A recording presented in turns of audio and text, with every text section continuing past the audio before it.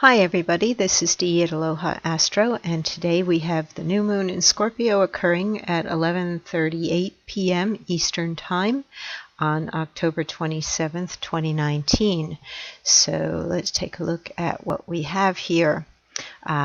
This new moon in Scorpio delves deep into the mysterious nature of this intense fixed water sign.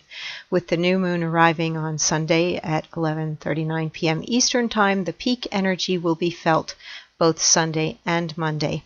Have you noticed your dreams the last few days are stranger than usual?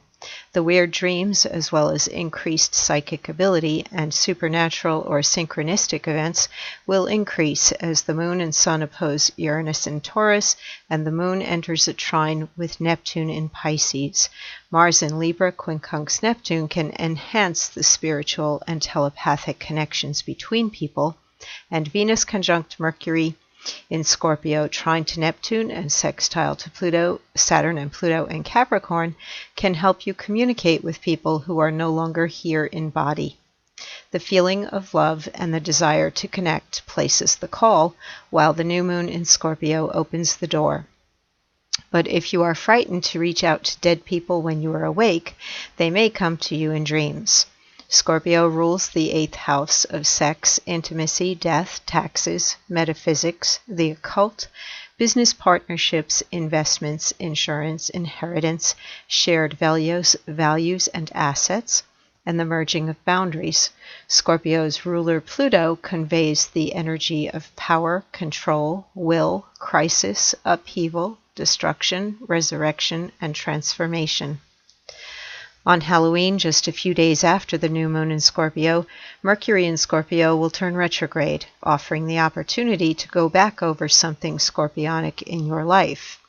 With the new moon and sun opposing Uranus, planet of change and the unexpected, also forming a quincunx with Chiron in Aries, you may be surprised to find that new viability and vitality could be uncovered in something you thought was dead.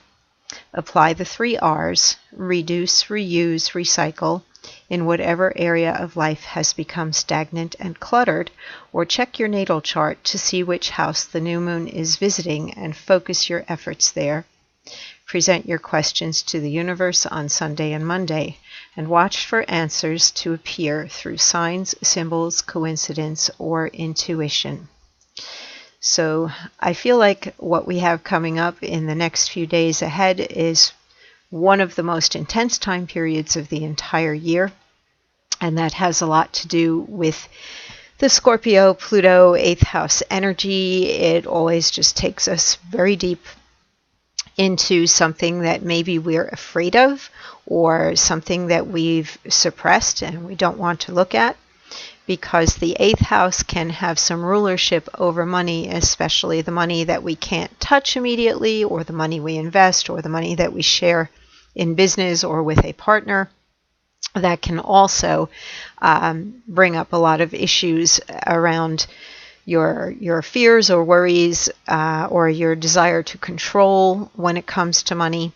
So money might be a big thing, personal values may be a big thing, and also because that 8th house does rule where we merge our boundaries with someone else, where the boundaries dissolve, and also that gate there to death, there can be a very strong connection to the spiritual world, as we are in a season where the veil is thinner between this world and the other.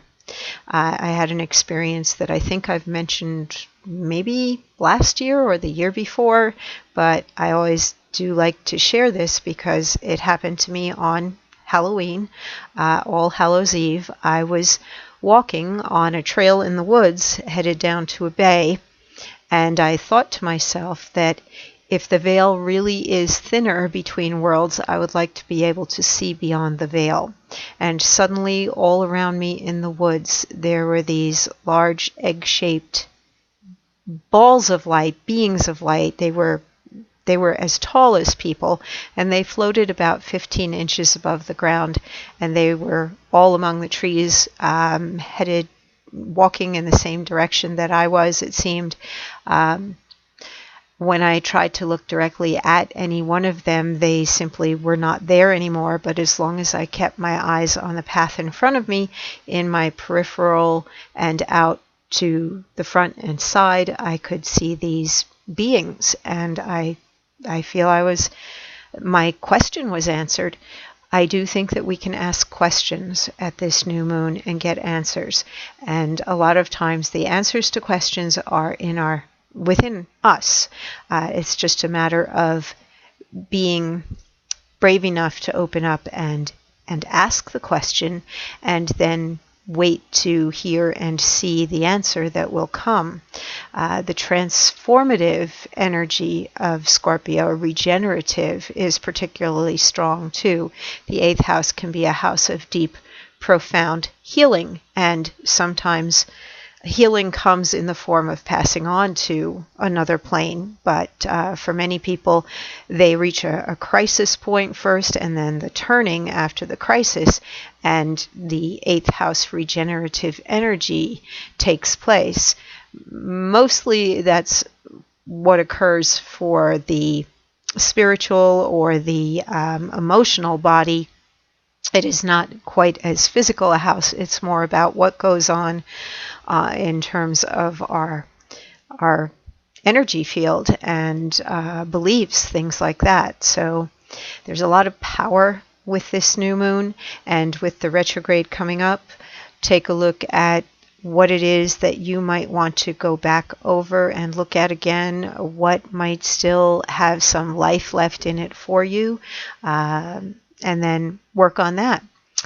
So let's take a look at the planets and what's going on here in the overall chart pattern. We have a little bit of everything everywhere. We've got no particular thing lacking. Let's see, we still have something in air, we've got water, we've got fire, we've got earth, we've got all the elements going on.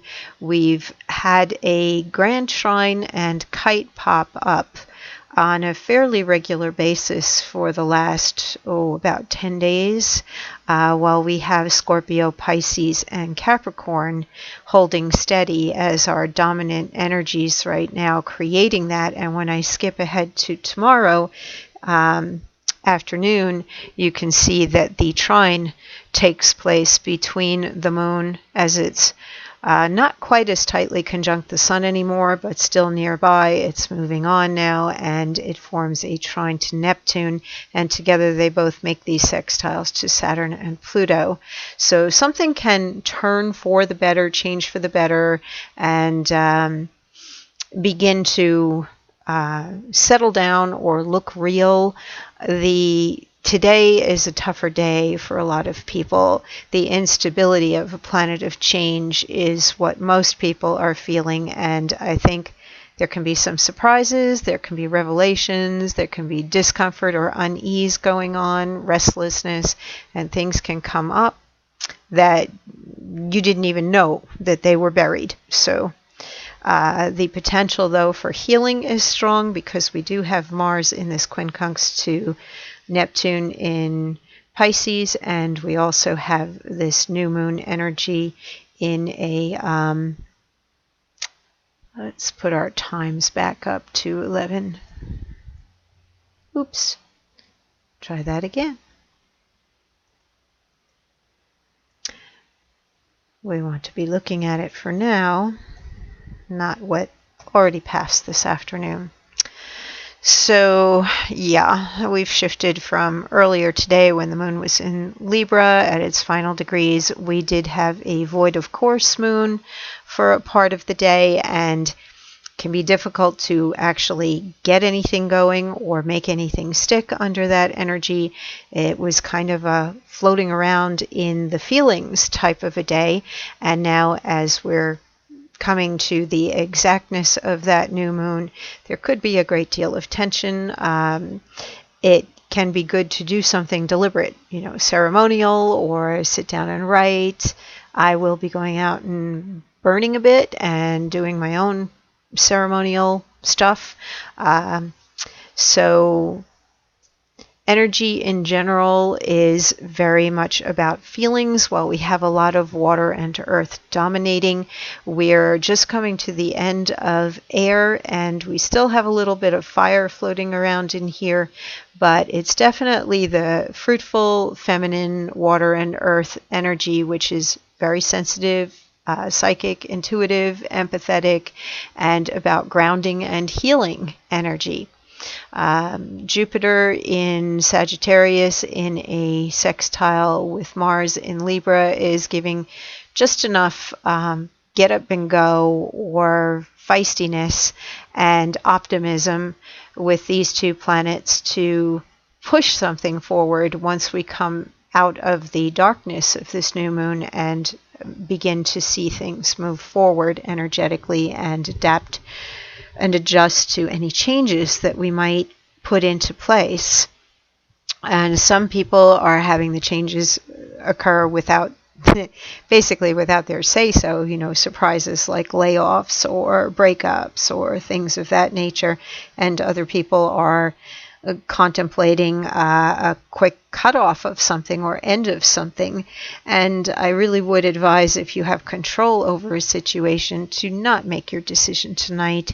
Sit with it and see how you feel in a day or two, because we are at an extreme point right now.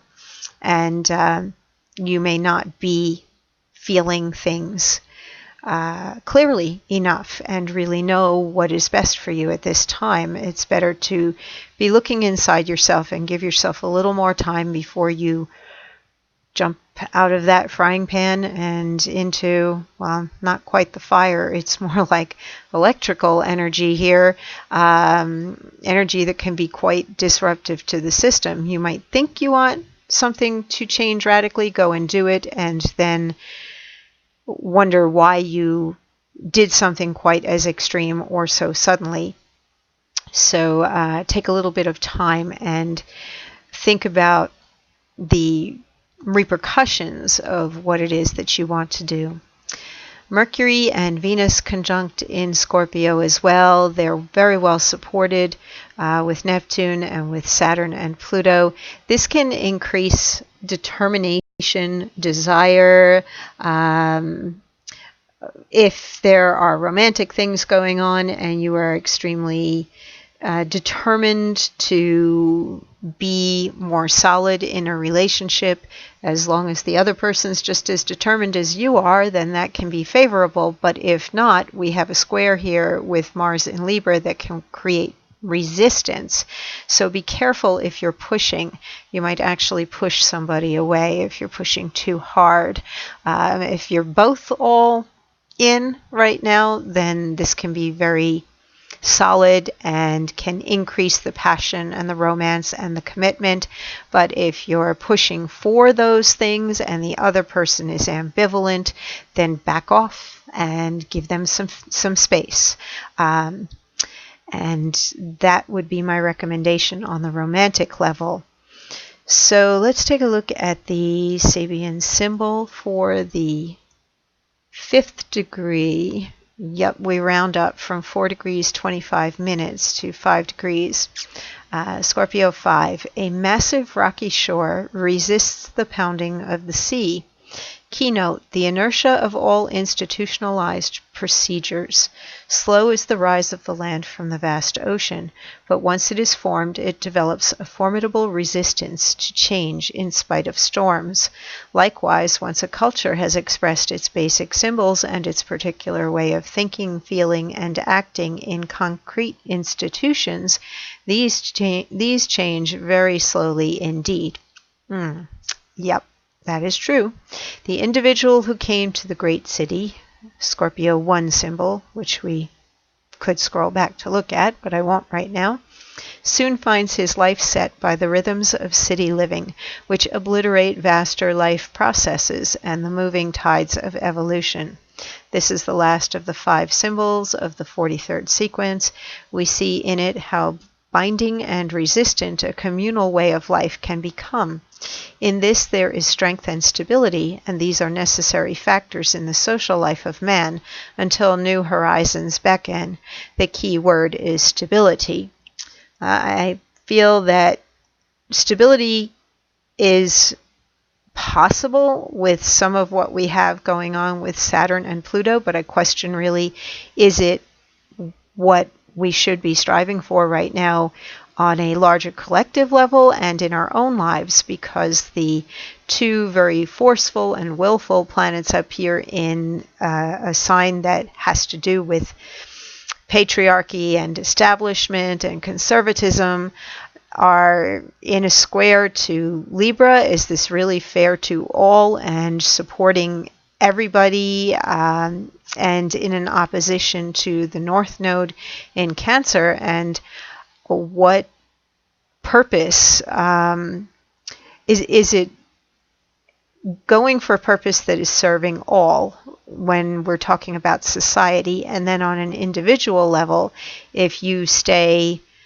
to the patterns of expectation of other people in particular, are you going to lose out on the unfoldment of your own soul purpose? So stability can be a hard thing when we have a new moon in a fixed, very stubborn water sign in opposition to a planet of change. And it is in another fixed, very stubborn earth sign, but it is still calling for change. So this can be really uncomfortable. There's a real resistance here to the change, but it seems as though it's a necessary thing in order, especially on an individual level, because of the energy between the new moon and Chiron in Aries, that if you want to better yourself and improve upon your life, then looking toward changes is going to be what you have to do. That would be the logical thing, the best thing, and the area in which the fertility of water is going to bring some growth. To go ahead and allow your foundations to be shaken, and consider that the only way to grow sometimes involves release of things, or things that feel painful or uncomfortable, where there can be some loss, and that you might just not be on the same page with some people anymore. And that is just part of life, and the fact that people moved along different paths at different times and sometimes have different things to do in their lives. So anything or anybody that you are attempting to cling to strongly, if you feel resistance, let go, let them go, and go do your own thing. Look toward where you can grow, where you can change, and inner self-sufficiency. It's interesting as we move from the Libra energy, which is very partner-oriented. In the 8th house, there's either the complete merging with the other, as we move from the 7th house of one-on-one relationships, what we show to society in terms of the marriage or partner, and in the 8th house, the two become one, and there's a deeper merging. And there is also the dividing up of the two people or the assets in divorce court, or if the values of the two people are not the same and they can't be together because their values are different, then there's the separation and the going back into the self-sufficiency. So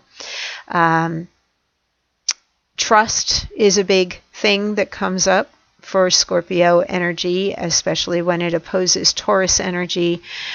Trust and values are the main thing, and it can even be trust in yourself and what you feel that you know, your integrity, whether you are walking your talk, whether you are able to do the things that you say you're going to do. Those things can come up at the new moon too, as you go into the dark of the moon and self-examine. And there would be a great deal of self-examination while Mercury and Venus are conjunct in Scorpio, making this trine here to Chiron in Aries, realizing that you cannot turn away from looking inside yourself and how you do contribute to everything that you see in your life. Everything out pictured that you have manifested is reflected through, all around you, and the awareness that that does come from your thoughts and your feelings produced what you see around you. And how are you going to change that if you don't like what you're looking at? If you don't like what's around you, then the change is going to come from an inner personal transformation. And that requires spending time by yourself and looking at what's inside you. So that is the Sabian symbol and a look at the planets and what is going on. And our next lunation occurs on November 12th when we have a full moon in Taurus. And until then, be safe and have a wonderful new moon in Scorpio, and get ready for that Mercury retrograde. It's really, even in the shadow period in the last few days, it's been creating a lot of crazy electrical and technical things for people, from what I've been hearing and what I've been experiencing. So be safe, and I will talk to you soon. And I am available to talk with right here at my website. There's a schedule appointment button that shows you what my schedule looks like, if you would like to delve deeply into your own chart and see where this new moon is occurring and where Mercury is retrograding for you personally. Take care.